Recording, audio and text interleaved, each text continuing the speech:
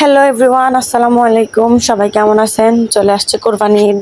আর কোরবানি ঈদ আসলেই তো মাংস কাটাকাটি, খাওয়া দাওয়া, রান্না বান্না, মানে এক কথায় গরুর মাংস একটা ধুম পড়ে, বা খাসির মাংসের, যে কোনো খাসি, গরু, উট, মহিষ, যার যেটা ইচ্ছা সে সেটাই তো কোরবান দেয়। তো কোরবানি উপলক্ষে আসলে আমি রসুনের আচার বানানো শুরু করছি।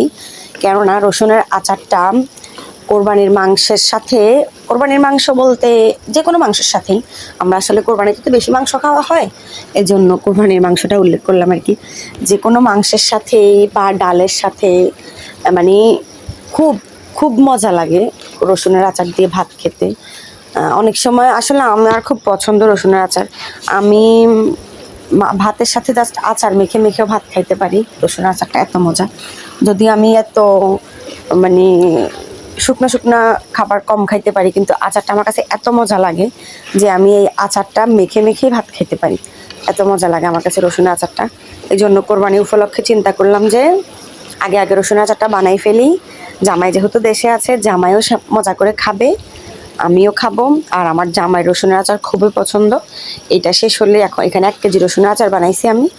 এটা শেষ হইলে আবার জামাইরে যাওয়ার সময় আবার বানাই দিব।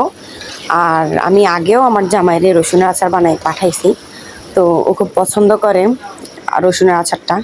তো এই যে আমার আচার বানানো শেষ। আমি আসলে রেসিপি বললাম না, অনেক রসুনের আচারের রেসিপি আছে ইউটিউবে, ফেসবুকে, আপনারা দেখে নিন। বাই, আল্লাহ হাফেজ। সবাই ভালো থাকবেন, সুস্থ থাকবেন। রসুনের আচার বানাই ঈদে মাংসের সাথে মজা করে খাবেন। সবাইকে ধন্যবাদ।